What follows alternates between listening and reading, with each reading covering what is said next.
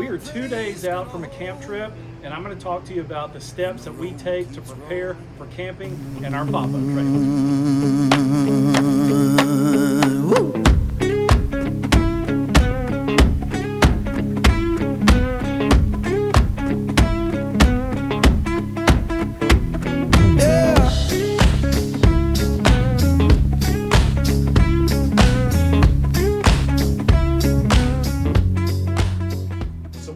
Rockwood Freedom 2026 1640 FT pop-up trailer, and as you can see, we store it in our garage. So whenever we're preparing for a camp trip, we have to come in here, unlock the door, and I can pop it up about halfway to access everything inside that we need to access to prepare for a camping trip.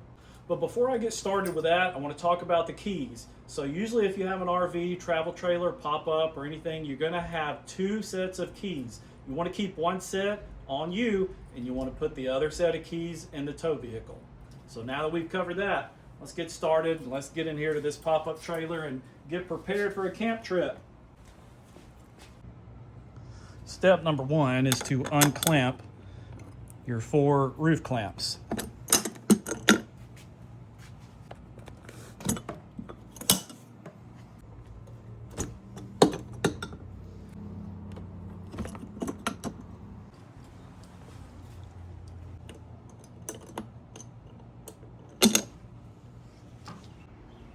So now that I've got the 4 clamps undone, you want to come here to the electric winch and raise the roof.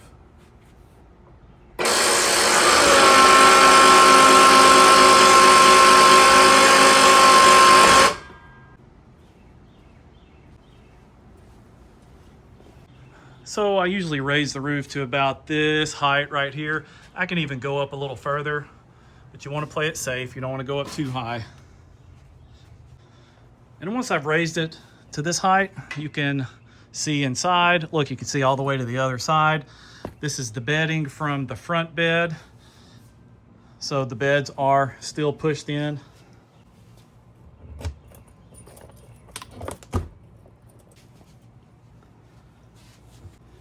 All right, what you're gonna see next are a few storage boxes, and I'm gonna remove those so that I can climb through and turn on the refrigerator.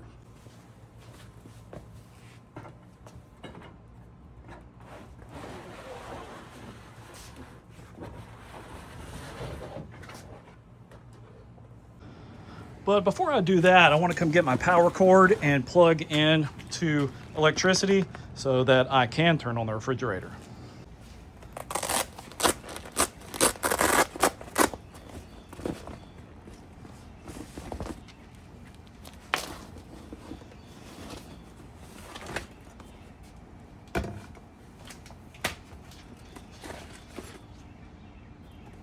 So I want to plug in my 30 amp electrical cord to the side of the RV, and then I have a dog bone that goes from 15 amp to 30 amp that will allow me to turn on the fridge and charge the battery if I need to.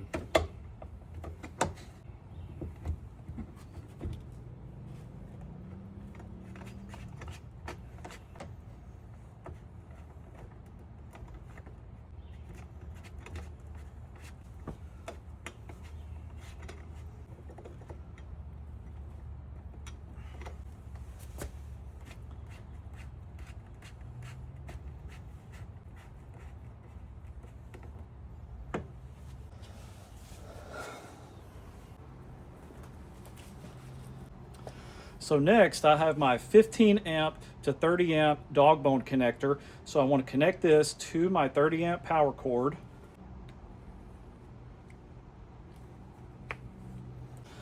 Connect the end of the dog bone to a traditional house outlet, as you can see here. And your household power cord to your house. As you can see here, blue light means you have power.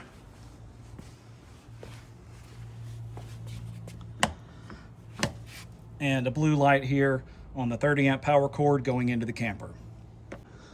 So now I will leave this plugged up for the next 2 days while we're preparing for our trip, just to allow the refrigerator inside to cool down. Check out my old mag light.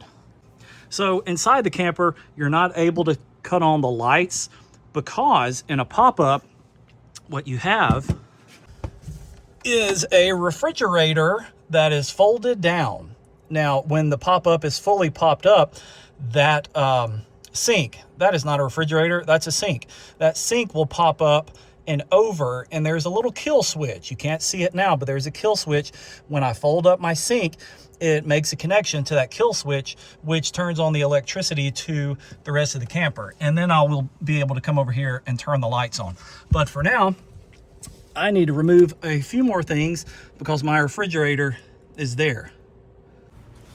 This is really a job for my 13-year-old daughter, but she's out right now. So I really need this popped up with the beds out. I could pull this outside. It would be so much easier, but I like a good challenge. Here we go.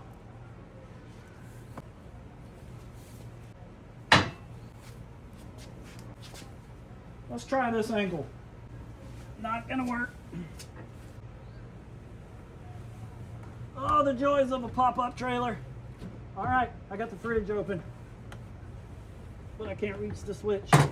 Where's my mag light? Oh God, I can't reach the switch. All right.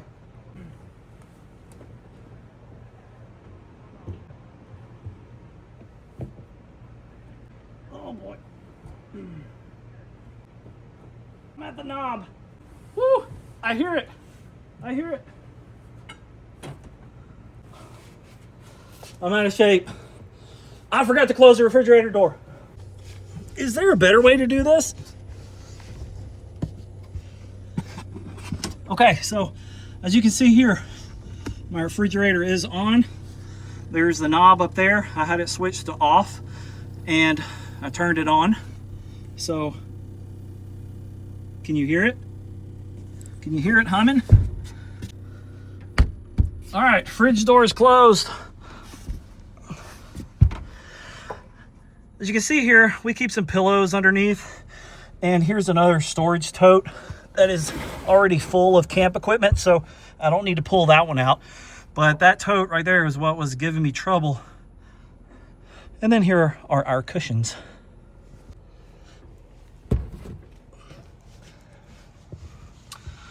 So there's the AC.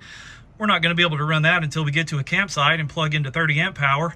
The 15 amp power coming from the house is, excuse me, I'm out of breath, is not strong enough to run the AC. And like I mentioned earlier, since the sink is down and that kill switch is not activated, we are not able to turn the lights on.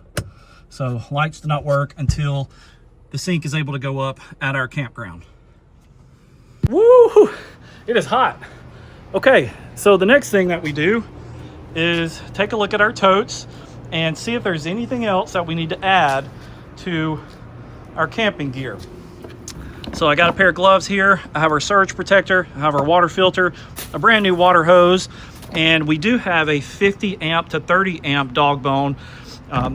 Not sure if we're ever going to need to use that, but it is always good to have. We got some extra blocks, a couple of buckets.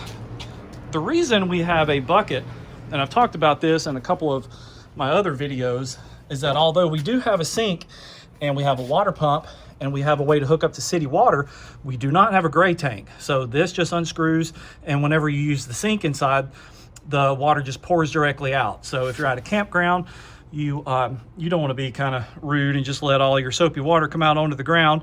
We want to be environmentally friendly as well. So we keep a bucket, and then we pour that bucket into the sewage connections. So if you have a pop-up trailer that is similar to this, I'm sure you're doing the same thing. If you have any other ideas, let me know in the comment section if I'm not thinking of another way to get rid of my dirty water. All right, so I've got some excellent camping items here, and I'm going to talk about this in another video, but I've got some fans and lights that go in the bunk ends, just some parchment paper for cooking, some tools, lighters, leveling blocks, and some other miscellaneous items that I'm just going to put in our storage tote. And you got to have a vacuum. You got to have a vacuum if you have a camper. Another good idea for cooling down the refrigerator is to take some frozen water bottles and place those in the fridge, and that will help your fridge cool off a lot quicker. we're not going to be leaving for 2 days from now, so I think the refrigerator is going to be fine without those frozen water bottles. Maybe on the day that we leave, I'll stick a couple of frozen bottles in there since we're going to be putting more food in there. You don't want to overstock your refrigerator with a camper, so just as you saw, it was a very small fridge, so we're just going to put some essential cool food items in there. But we also bring a cooler when we're camping, so that's where a lot of the bigger items are going to go.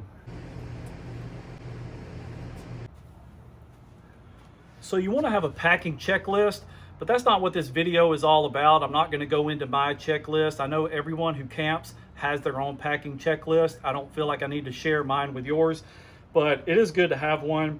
We have loaded up all of our drawers and cabinets with camping essentials already. We have a coffee maker, we have cooking and grilling equipment in there, paper towels, plates, cutlery, everything that we need is already in the camper. But I do have some other items I need to fill this last storage tote with. So I'm going to take this time and really just kind of go through what I have and maybe negate some things. When you have a pop-up camper, you only have a limited amount of storage. So I really need to downsize these 2 totes into one, but I don't want to.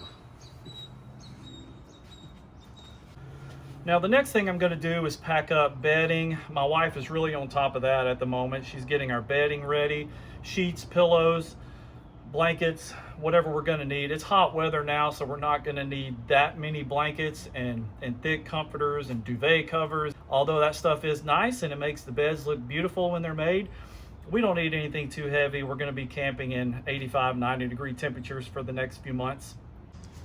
But the next thing that I do before we go on a trip is to route our route, okay? So we want to route our way.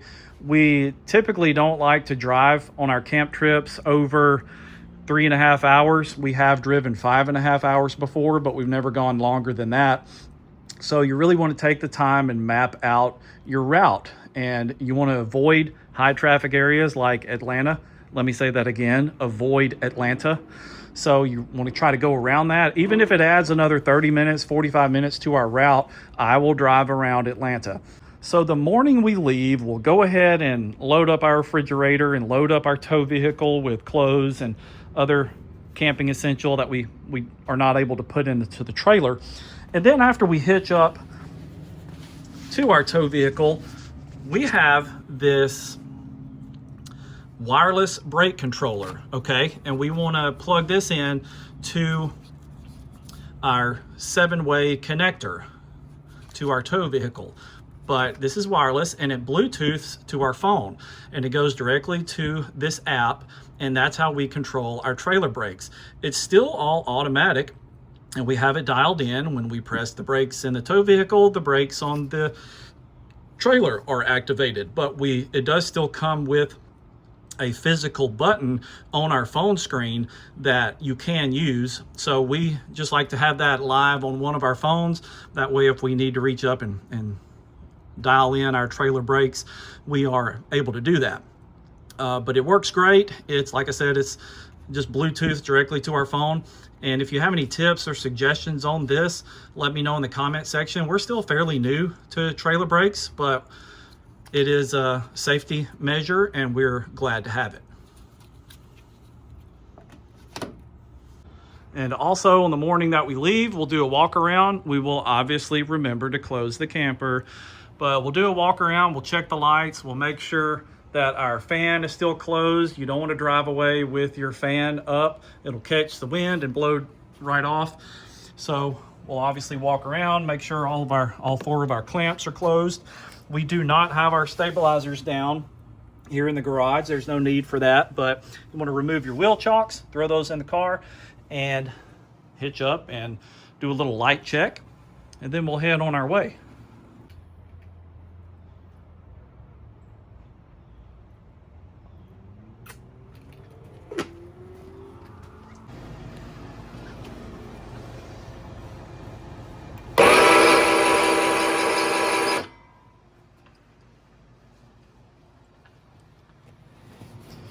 Once you lower it to about this point, you want to do another little walk around and do some last minute stuffing.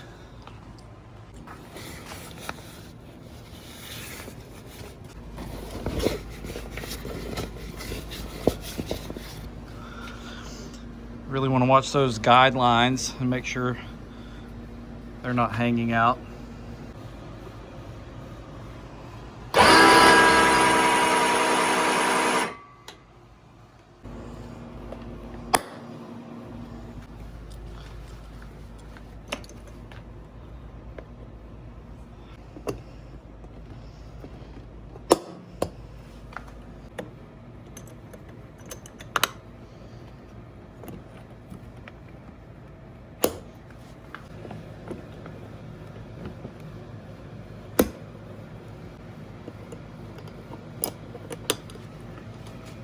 So what's your routine? How do you get ready for a camp trip?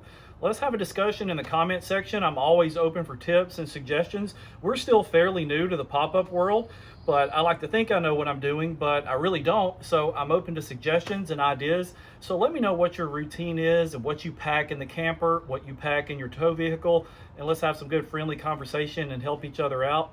I love you guys.